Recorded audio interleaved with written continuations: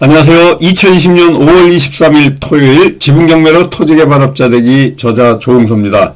오늘은 19강 지난주에 부동산 처분금지 가처분에 이어서 조금 보충할 부분을 말씀드릴 겁니다. 지난주에는 가처분한 지분의 비율하고 또 3분의 1 고정값 또 목적물가액이 왜 중요한지에 관련된 내용들에 대해서 공부를 했습니다. 오늘은 부동산 처분금지 가처분 전자소송하는 방법하고 또 중요한 부분 여러분 짚어주겠습니다. 부동산 공유물 분할 소송은 그 전에 17강, 16강을 통해 가지고 했는데요. 전반적인 공유물 분할 청구 소송 하기 전에 우리가 부동산 처분금지 가처분을 하게 되는데 이 공유물 분할 청구 소송이 잠깐 정리를 좀 하자면요. 공유관계에 있는 경우, 지분관계에 있는 경우에 각 공유자들 또 이 지분관계에 있는 소유자들 간에 언제든지 공유물 분할을 청구하고 공유관계를 해소할 수 있는 이런 그 소송이 결국은 공유물 분할 청구 소송입니다. 공유물 분할 청구 소송은요, 이 타협으로, 협의로도 할 수 있고 재판을 통해서도 할 수 있습니다. 두 가지 방법이 있는데 뭐 당연히 협의를 통한 공유물 분할 방법이 가장 좋은 건데 우리가 경매를 통해서 공매를 통해서 공유물에 관련된 지분을 낙찰받게 되면요. 협의로 분할하는 경우보다는 재판을 통한 분할이 더 많고요. 재판을 통해 가지고 조정에 의해서 협의하는 경우가 훨씬 더 많습니다. 그런데 이러한 공유물 분할 청구 소송을 하는 경우에는요. 어떤 경우에든지 공유자 전원이 분할 절차에 참여해야 됩니다. 만약에 한 명이라도 공유물 분할 협의하는데 소송에 참여 안 하거나 또 협의에 참여를 안 해서 도장 찍는데 한 명이라도 누락이 된다 그러면 그 협의나 소송은 무효가 되는 겁니다. 그래서 공유물 분할 청구 소송하면요. 법원은 공유물 분할을 청구하는 원고가 구하는 그 구하는 방법에 구애받지 않고 또 자유로운 재량으로 판사의 자유로운 재량으로 이 공유관계를 해소하게 됩니다. 뭐 여러 가지 방법이 있어요. 그 협의로 하는 경우에는 뭐 다양한 방법으로 서로 협의하면 되는데 재판으로 할 때는 현물 분할이 원칙입니다. 그러니까 물건을 잘라주는 거죠. 토지 같은 경우에도 지번을 나눌 수도 있고 또 예를 들어서 아파트 같은 경우에는 현물 분할이 불가능하니까 또 이렇게 그 현물 분할이 불가능하거나 또 분할을 했을 때 가격이 감소할 수 있는 염려가 있을 때는 대금 분할을 명할 수가 있습니다. 물론 대금 분할을 할 때도요. 여러 가지 그 생각해야 될 사항들이 있지만 그래서 우리가 판례가 존재하는 겁니다. 그리고 또 한 가지 방법이 가액 배상 방법인데요. 이건 또 가액 배상 방법 뭐 합리적인 가격으로 배상을 시키는 이러한 그 분할도 현물 분할의 방법의 또 하나로 하는 판례들도 있습니다. 그러니까 현물 분할 또 하나는 대금 분할이 있어요. 또 하나는 가액 배상이 있습니다. 그래서 지금 재판상으로 할 수 있는 게 세 가지 방법으로 현물과 또 대금 분할과 가액 배상 이렇게 세 가지가 있다. 여러분들 이제 정리를 좀 해드리는 거예요. 오늘 부동산 처분금지 가처분 들어가기 전에 우리 공유물 분할 소송에 대해서 조금 정리를 해드린 겁니다.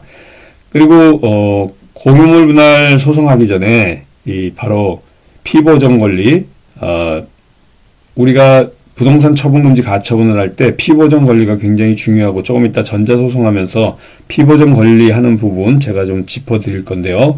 공유물 분할 청구권에 의해 가지고 공유물 분할 소송하기 전에 다른 공유자의 지분을 처분할 염려가 있을 때 가처분 신청을 고려할 수 있습니다. 그래서 우리가 이 부동산 처분금지 가처분 제가 말씀을 드리는 건데요. 원고가 공유물 분할 소송을 제기하기에 앞서 차후에 그 판결이 확정됨으로써 취득할 부동산에 어떤 그 권리, 제한 사항들이 또 걸리게 되면 이 소유권을 가져올 수도 없는 상황이 되기 때문에 공유물 분할 청구권을 기본 그 피보정 권리로 해가지고요. 또 소유권을 권리로 해가지고 피보정 권리로 이 공유자 지분에 부동산 처분금지 가처분을 할 수 있다. 이런 내용이 바로 오늘 할 내용이고요. 여기 오늘 81페이지입니다. 오늘 교재 81페이지 할 차례인데요. 별지 목록 기재 부동산 뭐 이렇게 쓰는 경우가 있죠. 이 별지 목록 부동산을 얘기하는 겁니다. 부동산 등기부등본에 있는 순서대로 써주시면 될 것 같고요. 이러한 그 별지 목록은 지금 같은 경우에 다세대 주택인데요. 여기 다세대 주택 부동산 등기부등본에 표제부 또 갑구 요 부분에 가처분할 지분은 상대방의 지분이니까 갑구 소유권을 보고 하는 거고요. 여기 대지권의 목적인 토지의 표시, 전유 부분의 건물의 표시, 목적물의 표시는 부동산 등기부등본 표제부를 보고 그대로 이렇게 옮겨 적으시면 됩니다. 이런 순서대로 그대로 우리가 쓰는 양식이니까요. 그대로 교재에 있는 거 여러분들이 옮겨 적으시면 돼요. 여러분이 낙찰받은 부동산 등기부등본을 펴놓고요. 표제부를 보시면은 요 한동 건물의 표시가 있습니다. 그래서 이 별지 목록 기재 같은 경우에는요. 신청 취지, 부동산 처분금지 가처분의 신청 취지에 채무자는 별지 목록 기재 부동산에 대해서 매매, 증여, 양도, 전세권, 저당권이나 임차권 설정 및 기타 일체의 처분 행위를 하여서는 아니 된다라는 재판을 구합니다. 라고 신청 취지에 이렇게 지난주에 말씀드렸잖아요. 채무자는 별지 목록 기재 할 때 별지 목록에 여기 적혀 있는 이 별지 목록이 바로 지금 여기 말씀드린 이 별지 목록이 이겁니다. 그래서 별지 목록이 여러분들 보시는 것과 같이요. 목적물의 표시, 전유 부분의 건물의 표시, 대지권의 목적인 토지의 표시까지 같이 지금 말씀드린 게 바로 별지 목록 기재가 되는 거고요. 이러한 그 판례, 부동산 처분금지 가처분을 신청할 수 있는 이 근거가 되는 판례를 여러분들이 이 부동산 처분금지 가처분을 하실 때요. 여기 보이시는 2013마 396호 여기는 정리해서 판례를 적어 놓은 거고요. 실질적으로 잠깐 한번 살펴보도록 하겠습니다. 여기 보시는 것 같이 2013마 396 부동산 처분금지 가처분에 관련된 이 판례 결정사항입니다. 먼저 우리는 판시사항 보면요. 부동산의 공유자가 공유물 분할 청구해서를 본안으로 제기하기에 앞서 장래 취득할 부동산의 전부 또는 특정 부분에 대한 소유권 등의 권리를 피보정 권리로 하여 다른 공유자의 공유지분에 대한 처분금지 가처분을 할 수 있다. 적극입니다. 적극이 바로 이 판례를 제기한 공유물 분할 소송을 하기 전에 부동산 처분금지 가처분을 신청한 채권자가 낸 가처분을 승소했다는 얘기입니다. 가처분의 피보정 권리는 가처분 당시 확정적으로 발생한 것이어야 하는 것은 아니고 이미 그 발생의 기초가 존재하는 한 장래에 발생할 권리도 가처분의 피보정 권리가 될 수 있다. 부동산의 공유자는 공유물 분할 청구서를 본안으로 제기하기에 앞서 장래의 그 판결이 확정됨으로써 취득할 부동산의 전부 또는 특정 부분에 대한 소유권 등의 권리를 피보정 권리로 하여 소유권 분할 청구권 이런 그 피보정 권리로 해서 다른 공유자의 공유지분에 대한 처분금지도 할 수가 있다. 그래서 여러분들이 더 자세히 공부하고자 하시는 분은요. 이 대법원 판례 검색에서 2013마 396을 검색하시면은 이 전문이 다 나옵니다. 이유까지. 그래서 하나하나 꼼꼼하게 읽어보시고요. 지금 실제 이 공부를 하시면서 낙찰 받아가지고 타 공유자와 협의가 잘 되지 않아서 실질적으로 여러분들이 부동산 처분금지 가처분을 타 공유자 지분에다가 등록해 놓고요. 등기부등본에 등록해 놓고 공유물 분할 소송을 제기하려고 하시는 분들이 있습니다. 그런 분들은 이 2013마 396호 이 부동산 처분금지 가처분 관련한 이 판례를 좀 수록을 해주시면 됩니다. 이렇게 전문을 다 수록할 필요 없이요. 판시사항만 요 정도만 적어주시면 될 것 같아요. 그래서 2013마 396호 이 결정, 오늘 제목의 부동산 처분금지 가처분에 관련한 이 대법원 2013마 396호 판례 올려놓을 테니까 여러분들이 대법원 판례 검색에서 찾아서 공부해 나가시기 바라겠습니다. 그래서 원래 이런 공유물 분할 청구 결과에 이런 처분금지 가처분을 할 수 있다. 그런데도 원심에서는 할 수 없다라고 이런 결정을 했기 때문에 다시 번복을 해가지고 대법원까지 이렇게 간 사항입니다. 이 판례도 불구하고 가처분 신청이 기각되는 경우도 나오는데 제가 말씀드렸지만 이 부동산 처분금지 가처분의 인용 승률이 반반인 것 같아요. 보면은 기각되는 경우도 상당히 많이 나옵니다. 그러니까 여러분들이 이 부동산 처분금지 가처분을 신청 이유를 쓰실 때 아주 자세하게 좀 쓰셔야 돼요. 그래서 우리가 이 공유물 분할 소송을 본안 소송으로 이제 하게 되는데요. 이 공유물 분할 청구권을 가지고 공유물 분할 소를 제기하기 전에 또 아니면 제기하는 중간에 부동산 처분금지 가처분을 신청합니다. 부동산을 처분하지 못하도록 보전, 잠정 조치를 하는 건데요. 이런 것들이 왜 그러냐면 본안 소송인 공유물 분할 소송이 시일을 요하기 때문에 많이 걸리기 때문에 재판 도중에 공유자가 나머지 지분을 타인에게 이제 이전한다. 그랬을 때 다시 또 공유물 분할 소송을 할 수밖에 없는 이런 상황이 되니까 우리가 이 부동산 처분금지 가처분을 하게 됩니다. 잠깐 여기 보시는 것 같죠? 대한민국 법원 전자소송에 들어가서 우리가 부동산 처분금지 가처분을 종이로 오프라인으로 할 수도 있지만요. 여기 보시는 전자소송을 통해 가지고 언제든지 온라인으로 밤에 늦게 새벽에도 할 수 있고요. 밤중에도 할 수 있는 전자소송입니다. 우편요금도 들지 않고요. 이렇게 빠르고 편리한 전자소송이니까 어디를 보고 하는지 한번 보도록 하겠습니다. 제 공인인증서를 통해 가지고 개인 등록 회원이 되어 있는데요. 제 이름이 이렇게 나온 거는 지금 제가 로그인을 했습니다. 제 이름으로 해서 여기 보시는 먼저 부동산 처분금지 가처분을 하시고자 하시는 분은요. 서류 제출 제일 맨 위에 왼쪽에 있는 서류 제출 중에 민사 서류를 누르게 됩니다. 물론 가사 서류 밑에 보면 행정 서류, 특허 서류, 회생 파산 서류, 민사 집행 서류, 비송 과태료 나중에 더 깊이 있는 여러분들이 공부를 하게 되면요. 이 민사소송에 관련된 다른 소송까지도 여기서 할 수 있습니다. 민사서류를 꾹 누르시게 되면요. 여기에 민사본안과 또 민사신청, 지급명령, 전체 서류가 나옵니다. 민사본안 같은 경우는요.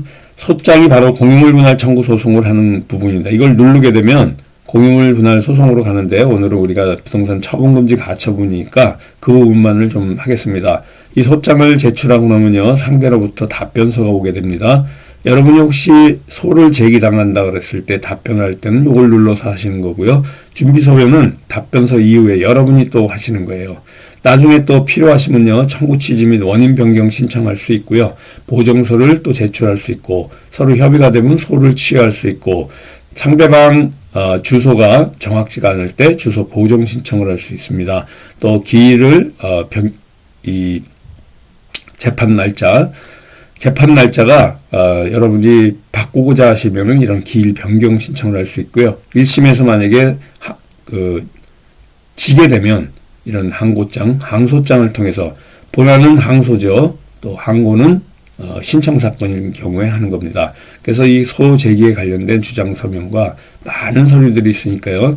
나중에 시간이 있으면 제가 하나하나 또 말씀을 드리겠습니다.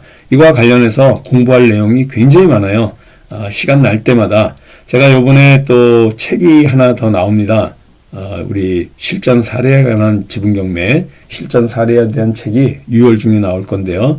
그때 또 전자소송을 다루고 있습니다. 그때 이런 하나하나 중요한 내용들 하나하나 말씀을 드리도록 하겠습니다. 이제 민사 신청을 누르시는 거예요. 이렇게 민사 신청을 누르시면 민사 가압류 신청 지난번 강의에 했습니다. 오늘은 민사 가처분 신청입니다. 민사 가처분 신청을 꾹 눌러주시고요. 여기 보시는 것 같이 아직 본안 사건이 없는 경우라 있을 때는 본안 사건 번호를 넣고 확인을 하시는 거고요. 지금은 본안 사건이 없다고 생각할 때는 이렇게 누르고 확인을 누르십니다. 이렇게 누르게 되면요. 이 사건에 관하여 전자소송 시스템 이용한 진행에 동의합니다. 라고 해가지고 이렇게 꾹 눌러주시면 돼요. 이렇게 눌러주시면요. 빨리빨리 안 뜨네요. 네, 떴습니다. 문서 작성과 또 전자서명하는 단계 1, 2, 3, 4단계까지 이제 있습니다. 지금 문서 작성 단계 앞쪽만 좀 할 건데요. 그 다음에 전자소송하시고 소송 비용을 납부하고 문서를 제출합니다. 부동산 처분금지 가처분. 여기 선택을 꾹 눌러주시면요. 제일 위에 부동산 처분금지 가처분이 나옵니다. 꾹 눌러주시면 부동산 처분금지 가처분이에요. 우리가 목적물가액을 왜 중요하다고 지난 시간에 말씀드린지 알겠죠? 여기 예를 들어서 계산했는데 500만 원이 나왔으면 이렇게 목적물가액을 하시고요. 비보정 권리에 관련해 가지고는 이렇게 공유물 분할 청구권이라고 직접 써주시면 됩니다. 제출법원 서울중앙지방법원에 대해서 하겠다. 만약에 하면 우리 서울에 있는 중앙지방법원 관할에 있는 부동산을 하는 거예요. 하나 이렇게 적으시고요. 이 옆에 보시면은 이제 그 저장하게 돼 있습니다. 그 이후로 등록면허세, 등기 촉탁 수수료, 선담보 없어요. 이거는 이제 공탁이 뒤에 판사님이 이제 결정해서 나오게 되는 거고요. 이 원고 피고에 대해서 하면 되고 신청 취지를 이제 씁니다. 신청 취지는 아까 제가 말씀을 드렸죠. 별지 목록 기재 부동산에 관련해서 채무자는 매매, 증여, 양도, 전세권 뭐 이런 것들 부동산 가처분에 관련된 가압류에 관련된 내용들이 쭉 나오게 됩니다. 안에 보면요. 이렇게 꼭 누르시면요. 작성 예시를 누르시면은 이런 게 나와요. 부동산 처분금지 가처분이다. 채무자는 별지 목록 기재 부동산에 대해서 매매, 증여, 전세권, 저당권이나 임차권 설정, 기타 일체의 처분을 해서는 안 된다. 이런 결정을 구한다라는 것이 나오게 됩니다. 그러면 꾹 눌러주시면요. 이렇게 나와요. 필요한 부분 여러분들이 지워주시면 되고요. 신청 취지 별지 따로 만들어서 했을 때 이렇게 만들어서 꾹 누르시게 됩니다. 그래가지고 저절로 들어가는 거고요. 요 신청 이유는요.